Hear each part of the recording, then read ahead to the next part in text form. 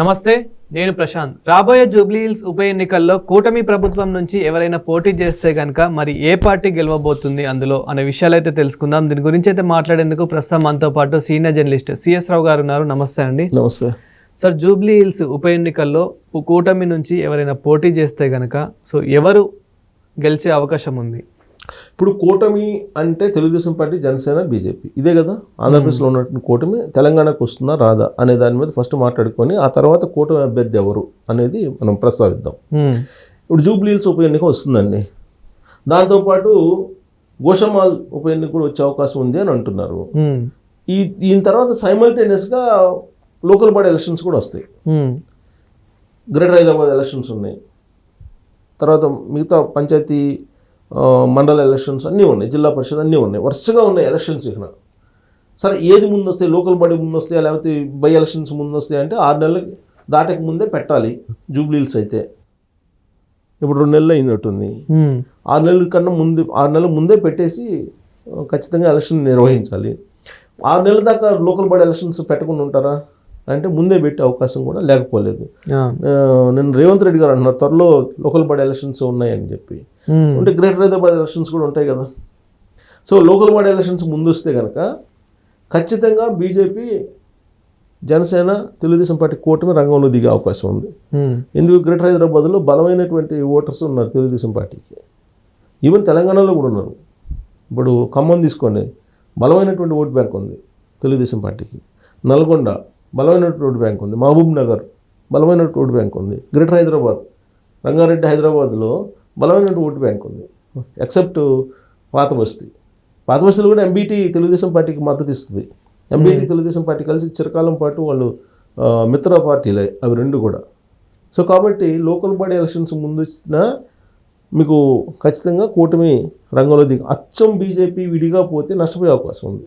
కేవలం బీజేపీ ఇప్పుడు తెలంగాణలో కనుక లోకల్ బాడీ ఎలక్షన్స్లో పోటీ చేస్తే నష్టపోయే అవకాశం ఉంది. ఎందుకంటే BJP, BRS party, Congress, communist, MIM 3 ఒకటి అవుతాయి. ఈ 3 ఒకటైనప్పుడు బీజేపీకి సపోర్ట్ ఏముంది? సింగిల్ పార్టీగా బీజేపీ సింగిల్ పార్టీగా లీడ్ చేయగలదా? కొన్ని బీఆర్ఎస్ పార్టీ సింగిల్గా లీడ్ చేయగలదా? లేదు. స్వీప్ చేసే అవకాశం ఉంది కాంగ్రెస్ పార్టీ ఇన్ కేసు కూటమి కనుక లేకపోతే. కాబట్టి ఆ అవకాశం బీజేపీ ఇవ్వదు, ఇచ్చే అవకాశం ఉండదు, ఇవ్వదు కూడా. ఎందుకంటే అన్ని రకాలుగా గెలవాలి అనేటువంటిది ఉంటుంది కాబట్టి అన్ని రకాల శక్తులను కూడగట్టుకుంటుంది. అలా అని చెప్పి బీఆర్ఎస్ని కలుపుకుంటుంది అంటే బీఆర్ఎస్ని కలుపుకోదు. ఆల్రెడీ చెప్పేశారు బీఆర్ఎస్ పార్టీని కలుపుకునే ప్రసక్తే లేదని చెప్పి బీజేపీ చెప్పేసింది. మొన్న 3 రోజుల నాడు కూడా బండి సంజయ్ గారు చెప్పారు బీఆర్ఎస్ని మీ ఎట్టి పరిస్థితుల్లో కలుపుకోవడం కానీ కలిసి వెళ్ళటం కానీ జరగదు అని చెప్పి క్లియర్గా చెప్పారు కదా. సో కాబట్టి ఆ ఛాన్స్ లేదు. అంటే కూటమి రావడానికి అవకాశం ఉంది.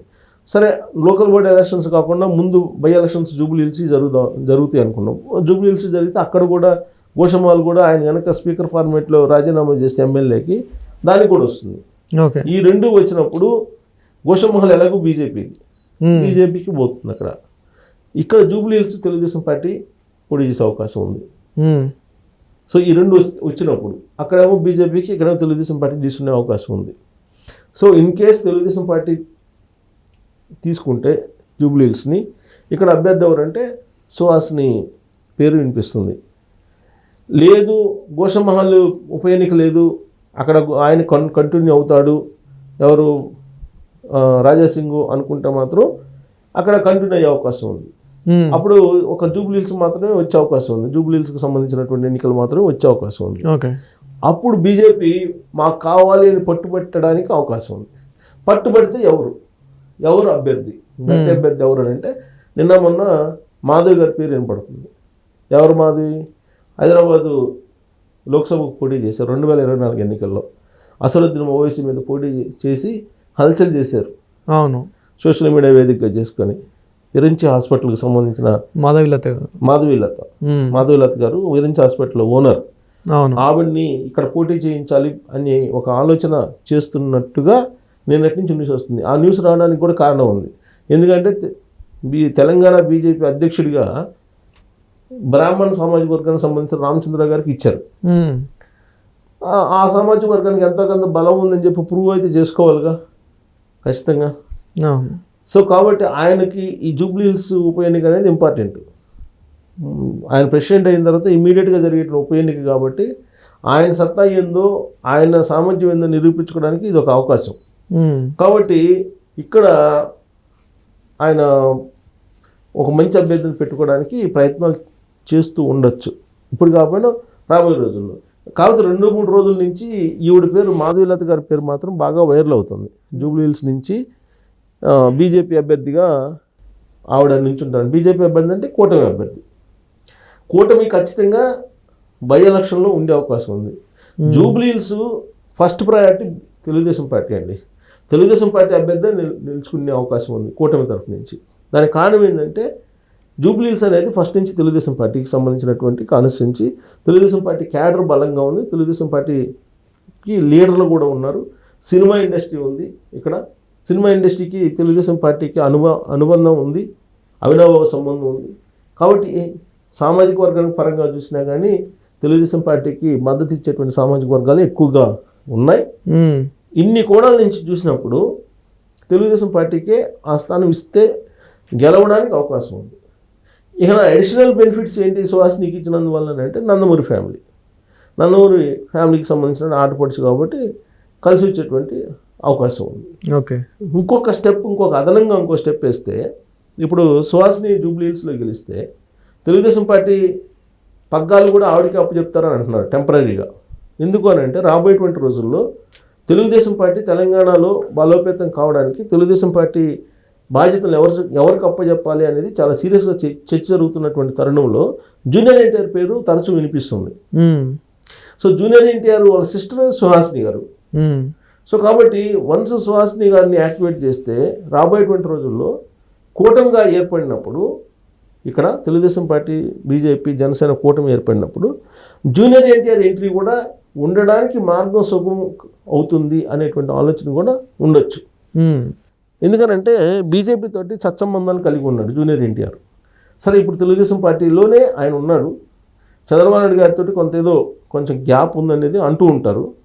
కానీ బంధుత్వాలు ఎప్పుడు కలుస్తాయండి ఏదో ఒక సమయంలో. అవేమి పర్మనెంట్ విభేదాలు ఉండవు, పర్మనెంట్గా విభేదాలు ఉండవు. ఎప్పుడైనా మళ్ళీ కలుస్తారు.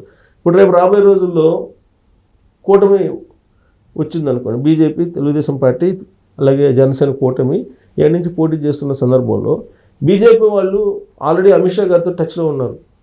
జూనియర్ ఎన్టీఆర్ గారు అంతకుముందు పిలిపించి మాట్లాడారు. సరే సినిమా విషయాలు మాట్లాడారు అనుకుంటున్నారు.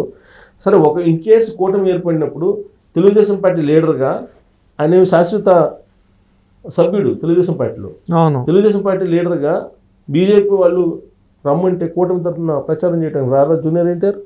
వచ్చేటువంటి అవకాశం ఉంది కదా. సో ఇవన్నీ జరగాలంటే ఫస్ట్ జూబ్లీహిల్స్లో ఆయన సిస్టర్ని గెలిపించాలి బీజేపీ వాళ్ళు. ఫస్ట్ బీజేపీ వాళ్ళు గెలిపించాలి. సో కాబట్టి కూటమి అభ్యర్థిగా సుహాసిని జూబ్లీహిల్స్ నుంచి పోటీ చేయడానికి అవకాశాలు ఎక్కువ ఉన్నాయి. సో ఎవరు విరంచి హాస్పిటల్ మాధవీలత గారా లేకపోతే సుహాసిని గారా అని అంటే బీజేపీకి కనుక ఇస్తే మాధవీలత గారు, లేదు తెలుగుదేశం పార్టీకి ఇస్తే సుహాసిని గారు అవుతారు. కాకపోతే ఎవరికి ఇస్తే బెటర్ అంటే తెలుగుదేశం పార్టీకి ఇస్తేనే బెటర్ అవుతుంది జూబ్లీహిల్స్లో అని. ఈ ఈక్వేషన్లో పోయినప్పుడు బీఆర్ఎస్ పార్టీ బాగా రాజకీయంగా నష్టపోయే అవకాశం ఉంది అక్కడ. కాంగ్రెస్ పార్టీ ఎలాగూ ఎంఐఎం సపోర్ట్ తోటి పోటీ చేస్తుంది కాబట్టి ఫైట్ ఇచ్చే అవకాశం ఉంది. సో కాబట్టి ఈ ఈక్వేషన్ చూస్తే కనుక బీఆర్ఎస్ పార్టీలో కొంత ఆందోళన కలిగించేటువంటి అంశం, రాజకీయ అంశంగా మనం తీసుకోవచ్చు. Thank you sir. Thank you.